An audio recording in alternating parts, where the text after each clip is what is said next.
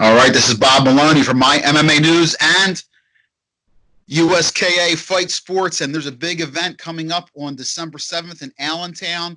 It's a full day of mixed martial arts, and it's going to start off in the morning with a seminar. And I have Justin Hagen with me right now, who's deeply involved. And Justin, welcome. It's great to see you. I'm looking forward to meeting you at the fights.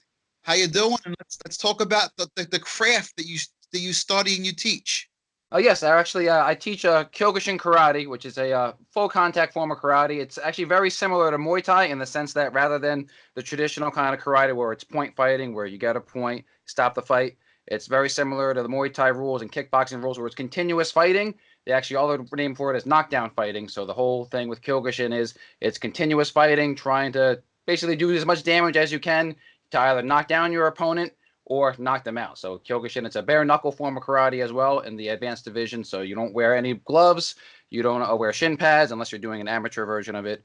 Which there are other divisions for other belts where you can wear gloves and pads with your shins and hands. But overall, it's a bare knuckle form of karate, very intense sport, and so that's a Kyokushin karate for you there. Well, your mentor is coming into town, and you're going to be there to help. Obviously, talk to us and tell us some information. What's your mentor's name? And I know he has some serious credentials. I was reading up on him. So Shihan Roman Herman, he's a fifth dan in Kyokushin. He's been practicing Kyokushin since the 70s and on. He was actually had a school up in Poland where he's from originally, and then while he's competed internationally in the Kyokushin sports in Europe, North America, so he's been very involved in Kyokushin, lots of competitions over the years.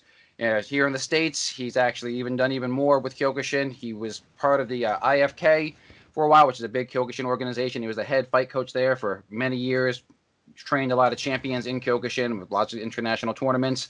As well as that, he actually became the head of Shin Kyokushin for also a few years while he was here in the United States, which is a very big organization in Kyokushin. He ended up in 2017 leaving the organization and creating his own organization, Kyokushin USA or KUSA, and that's currently what he's the head of now.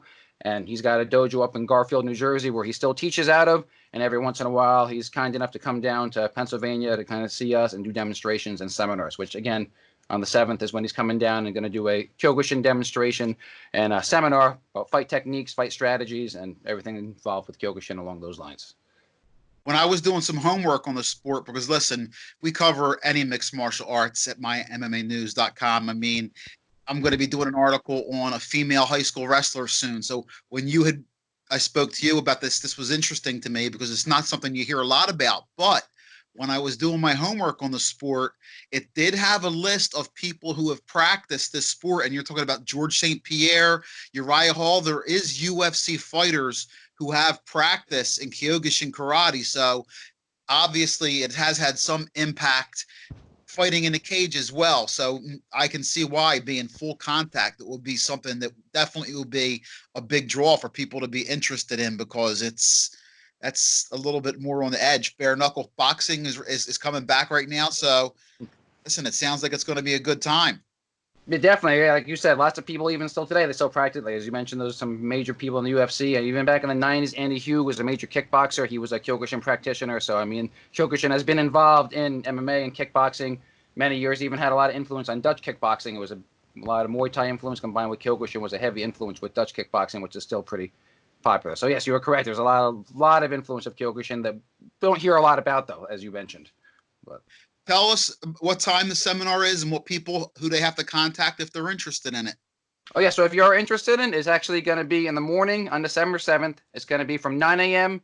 to 11 a.m. And it's going to be over at the Parkview Inn in Allentown. So actually, the USK is putting on an event the same day, same venue. They have an amateur boxing event right after it at 12. And they also, I believe, have a kickboxing event later that evening there. So if you want to come to the seminar, it'd be great. Do that for 2 hours in the morning. Stick around. They have the boxing event. So if you're interested in signing up for the seminar, you can either contact me directly on Facebook, which is Justin Hagen, or if you look up our Kyokushin school, it's Kyokushin Philly, and you can find us right there. All right, Justin, man, I can't wait to meet up with you. And good luck with the seminar. And like I said, it's going to be a hell of a day. Gary Grant has the day full of. If you love combat sports, there's no better place to be, my man. It was a pleasure talking to you. You as well. Thank you for your time. I really appreciate it.